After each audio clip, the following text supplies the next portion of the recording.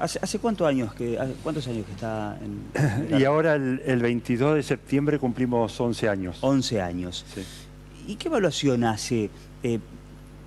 Si quiere también abordar las estadísticas, porque aquí siempre lo hablamos, ¿no? Campañas, mensajes, el trabajo cotidiano, en reforzar el concepto, y los casos siguen sucediendo. Sí, creo que hay varias cuestiones para analizar, ¿no? Si uno piensa en hace 11 años,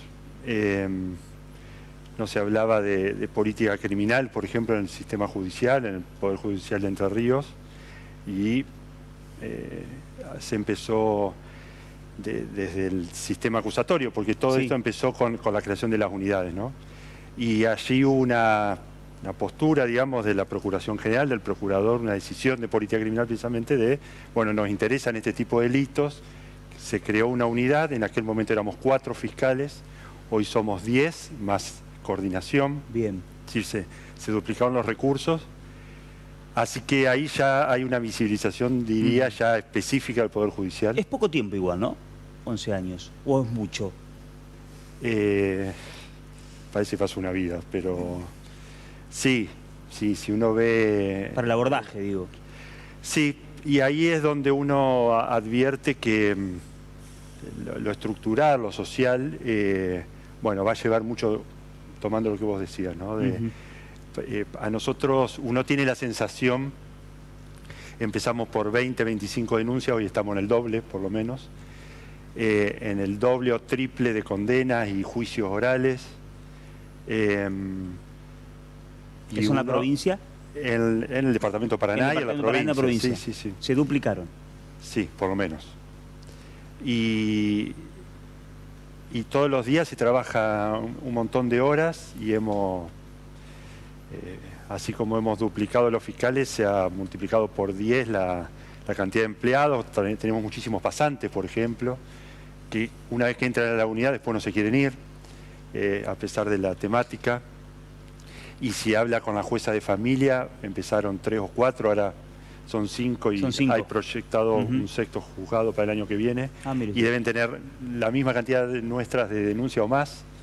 Y están los juzgados civiles que hoy toman lo que se llaman la violencia callejera u hostigamiento, que no es delito, por supuesto, ni es violencia intrafamiliar. Y sin embargo, da la sensación de que no alcanza, ¿no? Por eso, sí, desde lo social y desde lo público, diría, bueno, vivimos en Argentina y los vaivenes emocionales, políticos, coyunturales, también hablan y dan contexto, digamos.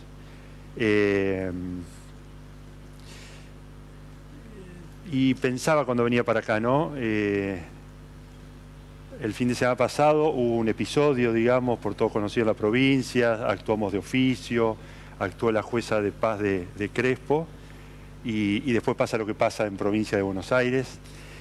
Y sé que se recibieron críticas, uno en un momento ya está acostumbrado a las críticas, y está bien, digamos, se pueden decir lo que quieran con respecto a la actuación nuestra o la actuación de quienes tenemos funciones públicas, pero siempre lo relaciono con el tema de los derechos humanos, lo que pasó en la dictadura, la Segunda Guerra Mundial, el genocidio, nacionalsocialismo. Quiero decir, hay temas que si no son visibilizados, si se banalizan, si hay interregnos de contradiscurso, las cosas siguen ocurriendo.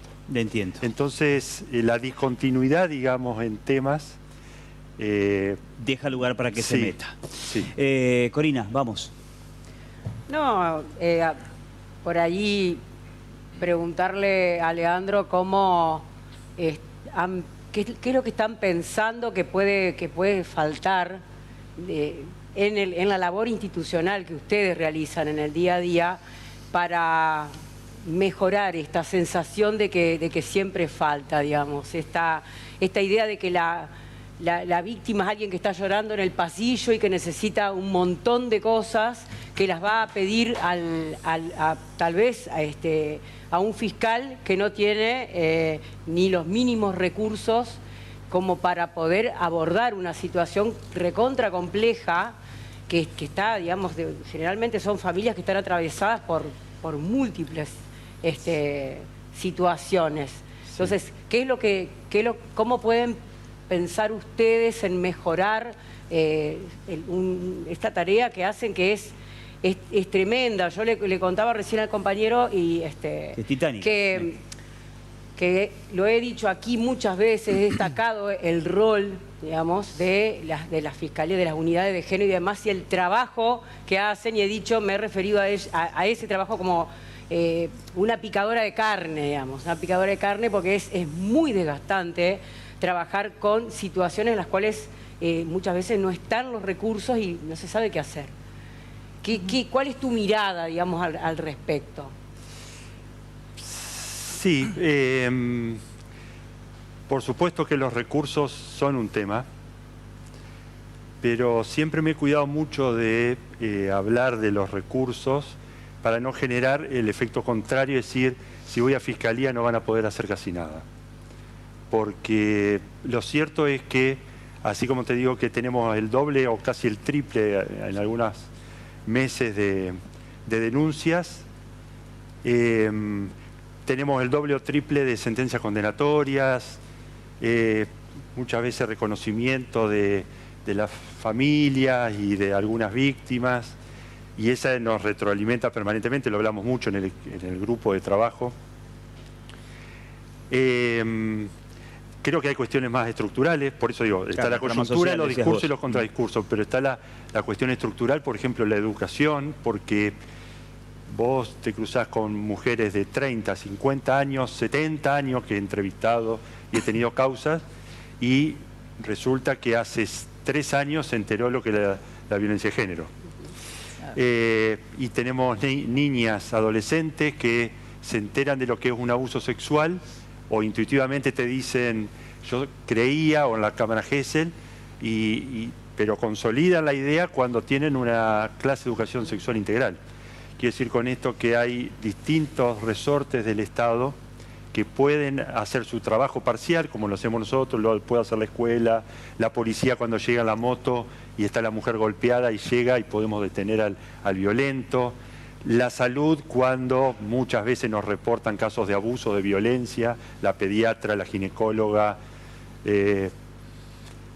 Y en eso creo que Entre Ríos, por ejemplo, con el tema del protocolo de abuso, somos referencia a nivel nacional. De hecho, UNICEF nos puso en la mira y generó un observatorio con respecto, quiero decir, cuando está interactuando el Estado con sus distintas agencias, bueno, se puede dar un paso más. Pero claro, por supuesto que también hay que hacer entender que nosotros podemos tener la mejor voluntad en fiscalía y de atender a esa persona, pero la situación de violencia intrafamiliar, de género, tiene muchísimos más eslabones. Quiero decir, me acuerdo cuando empezamos, una de las primeras exclusiones del hogar que conseguimos, la señora el otro día se sentó adelante de mi colega y le dije, pero ahora ¿qué hago con esto, señora? Porque no tenía para pagar el alquiler, el litro de leche del hijito. Es decir, es una situación que... Un abordaje más integral, sí, para resolver la problemática. Y por ahí hasta sentencia, decimos, claro, vos lo sabés muy bien, generás una sentencia, bueno, es una confirmación de que hubo una denuncia, que se le creyó y que se pudo ir para adelante, pero no hace magia tampoco, ¿no? Nacho. Bueno. Sí, se escucharon, se leyeron cosas realmente, horrendas sobre esto, como que era un ajuste de cuentas, que era un caso de narcotráfico y no tenía que ver con la violencia de género. Leí gente festejando porque supuestamente eran viudas negras. O sea, realmente hay un entramado de discursos sociales que todo el tiempo están denostando o minimizando esta cuestión de la violencia de género, digamos. ¿Por qué? ¿Qué herramientas tenemos como para poder avanzar en estos debates, en estos discursos, más allá de la educación sexual integral que decía? Porque pareciera que siempre que tiene que ver la violencia de género en algún caso, se debate, ¿no? Porque se hablan de circunstancias y es gravísimo lo que pasó. Cada vez más ensañamiento tienen los violentos, digamos. Sí. Bueno, por eso, a mí me parece que quienes operamos en el sistema y tenemos roles, pero también la ciudadanía civil, las asociaciones, fuerzas políticas, los medios, se ha hablado mucho de la banalización del tema también, por ahí del aprovechamiento de ciertas circunstancias. A ver, pero lo concreto es, en este caso, haya sido narcotráfico, haya sido viudas negras, qué sé yo, tenemos el desastre, tenemos 3 femicidios, eso hay que ponerle nombre y apellido, digamos. Se le ensañaron con 3 niñas, digamos, 3 jóvenes, de la peor manera.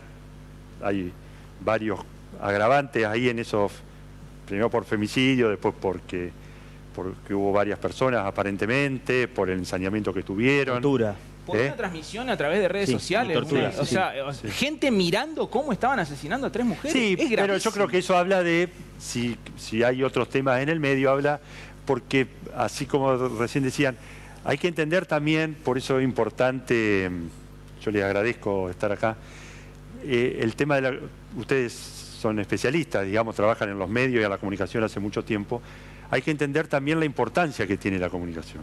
Sin duda. Estas personas que hicieron esto también comunicaron. Claramente.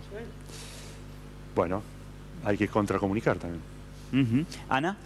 Yo quería saber si en las denuncias en general hay un patrón socioeconómico de las personas, ¿no es cierto?, que están denunciando.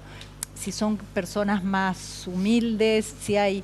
Y otra pregunta a nivel personal, y si querés me la contestás o no.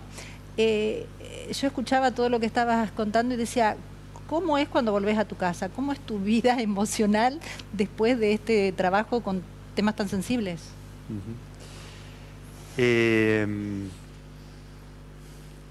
Yo diría que no, por lo menos en nuestra provincia está bastante repartido la cuestión de las mujeres que denuncian.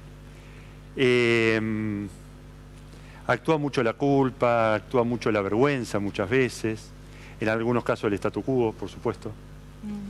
Pero diría que es de los casos quizás menos selectivos dentro del sistema penal. E incluso nosotros muchas veces lo decimos cuando comunicamos y demás, ha cambiado hasta el paradigma del posicionamiento del derecho penal. En general se habló de un derecho de última razón, de última ratio, es decir, cuando no hay ninguna forma de solucionar los conflictos, entra el derecho penal. Y acá las cuestiones de violencia de género y violencia sexual decimos que es la prima ratio. Nosotros entramos al conflicto porque no hay otra forma de trabajar con ese desequilibrio. Y es más, entramos también a la casa, porque durante mucho tiempo se dijo que eran cuestiones de puertas hacia adentro, son cuestiones de familia y demás. Bueno, el Estado tiene que estar en eso. Y tiene que entrar a los lugares, ¿no? No hay otra. Ese desequilibrio no se puede abordar de otra manera que no sea con la intervención del Estado. Y bueno, qué sé yo, después de 11 años, por supuesto, tenemos días y días. Uno genera cierta empatía con las personas. Se emociona también, un montón de cosas pasan. ¿Puedo contar algo vinculado con eso? ¿Me das la Sí, dale, palabra? dale. Ingreso al despacho de cualquiera de los fiscales o fiscalas de Paraná y tienen pilas de legajos arriba de los escritorios, a veces no los ves atrás de las pilas de legajos. Entonces, recuerdo una anécdota de una colega, de una compañera del doctor Dato, cuyo nombre por supuesto no voy a decir, y ella dice, yo clasifico de acuerdo a la gravedad, como yo digo, ¿cómo haces para saber? Porque estos son bombas de tiempo, o sea, en cualquier momento puede explotar y no sabés. Sí, hay equipos que intervienen y más o menos miden el riesgo, pero no se sabe. Entonces, y efectivamente me dijo, sí, es una bomba de tiempo porque he tenido casos que han sido leves, que parecía que no pasaba nada, que estaban como para ahí, y de golpe explotó. Entonces, es trabajar en una fiscalía de género, la verdad es un drama día a día, realmente. Claudia. Yo le quería, ¿cómo le va, doctor? Yo le quería preguntar si, bueno, si todo este trabajo que ustedes realizan a través de la fiscalía y demás, como el tema de la restricción perimetral y botones de pánico, alcanza o a veces consideran que en algún momento llegan tarde o digamos, a lo mejor no alcanzan ni siquiera los botones de pánico para la cantidad de casos que hay. Mire, esa es una cuestión relativa porque, por supuesto que uno va midiendo los indicadores de gravedad y los repasamos permanentemente. Yo suelo, desde que soy fiscal coordinador, hacer reuniones semanales o cada tanto con el grupo de trabajo, con las de abuso, con las de género, todos juntos porque hay cuestiones en común, por supuesto. Son trabajos muy distintos, investigaciones muy distintas. Y la verdad que este año hemos trabajado mucho con la cuestión de los indicadores de gravedad. Por ejemplo, con las personas que son obsesivas, con el varón que no aguanta, que le hayan dicho que no y que lo hayan dejado, y la mujer que no quiere volver a esa relación y el hombre desobedece o no cumple con algunas restricciones. Y son a los casos que más atención les prestamos, digamos, dentro de la pila de gravedades. La alarma está ahí. Sí, está ahí. Ahora, al mismo tiempo, nosotros, el botón antipánico, por supuesto, es una herramienta, pero también nos ha pasado muchas veces, y nos pasó hasta en femicidio, que la mujer fue al encuentro del varón, estoy describiendo, no estoy valorando, y decidió no apretar el botón. Entonces, es una herramienta, pero la mujer tiene que estar convencida que lo quiere usar. Bien. Joa. ¿Cómo le va, fiscal? Buenas noches. La verdad que hay un montón para debatir, por supuesto, del tema, y creo que todas las mujeres en alguna instancia de nuestra vida hemos sufrido algún tipo de violencia y muchas veces sentimos esa empatía en distintas situaciones. Pero yo siento también que es como que tuve una etapa de mi vida muy efervescente con el tema del feminismo y nuestras luchas y nuestros derechos, y entendí que a veces esas cosas no se pueden imponer, hay que construir en un debate serio y responsable. Y obviamente desde la escuela, desde los educadores y demás, pero a mí me parece que a veces el debate, sobre todo el debate público, se centra por ahí en consignas, en un eslogan, dependiendo del momento, y no realmente en cómo podemos como sociedad construir un cambio. Esto que usted decía al inicio, de que las políticas sobre combatir la violencia de género tiene que ser algo que tiene que trascender a todos los partidos políticos, a todos los gobiernos de turno, tiene que ser algo que tiene como un consenso social, ¿se entiende? ¿De qué manera, más allá de la cuestión de la educación, se puede hacer eso desde nuestro rol hoy como adultos? Digo, hablaba un poco de la comunicación, pero todos en la sociedad, porque se ve la violencia constantemente, hoy que tenemos las redes de forma permanente. Sí, obviamente vivimos en un mundo en que lo común es simplificar, entonces para eso está la frase o la comunicación rápida, pero también es la velocidad en la que se vive. Hoy, qué sé yo, uno da clases y si estás hablando 40 minutos seguidos o 1 hora y media, pareciera que es una eternidad. Sí, atención, sí. Y los chicos están acostumbrados a otra velocidad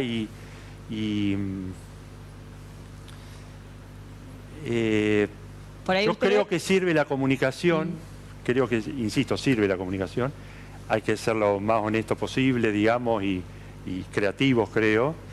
Pero la continuidad de las políticas, insisto, y también creo que el trabajo articulado, exigir desde los distintos lugares, por fuera del Estado, que se sienten, a ver, muchas veces lo decimos, ¿no? porque parece que el último eslabón es Fiscalía, entonces cuando hubo, o la justicia, entonces cuando tenemos la foto del golpe, de la muerte, de cualquiera de los otros delitos, nos fijamos en eso y no vemos... Y no en todo el proceso. En todo el proceso en el que el compromiso de la lucha contra la violencia de género es de los 3 poderes del Estado, en todas las jerarquías, y eso creo que debe ser una exigencia. Ahora, el tema es cuando eso no pasa, No pasa. Bien. ¿no? O hay desfasaje entre los poderes, o bueno, hay discontinuidades porque ideológicamente no está. Hablando de velocidad, tiempo y honestidad, nos quedan 5 minutos, un poco menos. Y tengo a Vale y a Javi. Ese hoy no llegás con este tema. Dale. Bueno, yo muy cortito. Si puede, Leandro, si puede explicar por qué este caso es de las 3 chicas, lo ocurrido el viernes, es femicidio. Porque a nivel nacional hubo distintos sectores que ponían en duda esta calificación. ¿Por qué estamos...? El ministro de Seguridad de Buenos Aires, vamos a decirlo también, dijo que esto está vinculado con un crimen narco. ¿Por qué femicidio? Sí, a ver, tendría que tener bastantes elementos más como para... Pero de arranque se causa la muerte de 3 mujeres en una situación de violencia extrema, como es llegar a causar la muerte de 3 mujeres. Varios de ellos, por lo que están detenidos, son varones. Y claramente ejercieron un poder de la peor manera, digamos, el poder físico y violento para darles muerte. Ahí ya hay un atisbo, digamos, de violencia de género, del inciso 11, pero creo que hay mucho más, digamos, aparentemente por el concurso premeditado de 2 o más personas, por el ensañamiento, es decir, entiendo que hay este homicidio, los 3 homicidios, triple homicidios agravados, uno de ellos es el femicidio, más otros agravantes, pero básicamente porque se causa a la mujer en una situación de violencia extrema, y hay varones de por medio también. Ya por ese motivo si después hay otros motivos, bueno, se podrán, que sea narcotráfico, bueno, puede ser el contexto, pero matar es matar, digamos. Después, si hay otras causas por las que se mataron. Javi. ¿Qué tal, Leandro? ¿Cómo va? Uno que te sigue de cuando hiciste el primer juicio allá como abogado por un crimen tremendo en Tabosi, o como cuando ingresaste a la UCA como docente y también como fiscal, uno más o menos te conoce. Bueno, yo quiero jugar con la hipótesis un poquito, jugar en el buen sentido de la palabra, sin banalizar lo otro, lo de la violencia de género. Pero hablando con colegas tuyos, Santa Fe dice, no tenemos que banalizar el tema narco, porque matar como mataron en Santa Fe, en Rosario, o ahora en provincia de Buenos Aires, o en México o en Colombia, donde los narcos se apoderan del Estado, no hay que banalizarlo y justificarlo con solamente una perspectiva de violencia de género, que la hay, y es brutal lo que le pasó a las chicas y son víctimas de violencia de género. Pero el contexto narco, según el ministro de Seguridad de Buenos Aires, es el detonante de todo esto. Además del agravante, para mi gusto, coincido con vos, de que lo de la perspectiva de género no le faltó. Yo no digo que a estos narcos hay que darle perspectiva de género. Si mataron justamente para dejar un claro mensaje de cómo se puede asesinar a alguien que hace alguna cosa dentro de una banda. El tema narco también no se lo puede descuidar. No, por supuesto, yo no quise, no sé si me referí bien, digamos, no dije que no... el motivo narco puede estar, digo, me preguntaron si era un triple femicidio. ¿La mataron como la mataron? No, a ver, por perspectiva de género. el primer contacto que por lo menos que surge ahí es que buscaron 3 mujeres. Pero a ver, la perspectiva de género es un prisma. Nadie dijo que la causa de la muerte es la perspectiva de género y no está probado. Pero por supuesto, no por una cuestión de perspectiva de género. No está probado que transmitir en esas... vivo, como decía Nacho, para dejar un mensaje narco, Sí, no por el tema No de lo género. sabemos todavía, es materia. Igual Yo parto de lo que dijo el ministro de Seguridad de Buenos Aires. Le doy el cortaron cierre, las manos le doy el cierre a también, Leandro, no tenemos tiempo, chicos. Sí, me Leandro, parece que cerrame la también, idea. por ahí yo entiendo los tiempos y hay que titular, digamos, ¿no? Pero pueden ser las dos cosas también, Javier. Por supuesto. Entonces, el tiempo de la investigación dirá lo que ocurrió en Buenos Aires. Yo lo que digo es desde nuestro lugar, desde nuestro rol, es que no hay que banalizar los temas. La banalización del mal se habló en su momento, porque en cuanto uno afloja, hay ciertas pulsiones, digamos, a que haya simetría entre el hombre y la mujer, a que haya algunas jerarquías en la sociedad en desmedro de otras, a que haya aprovechamientos, a que haya abusos de poder. Bueno, creo que se dieron varios pasos adelante todo este tiempo y eso por lo menos hay que mantenerlo. Leandro, siempre es un gusto hablar contigo. Este presente es para vos, agradeciéndote la visita. Muchas gracias. Gracias por venir. El fiscal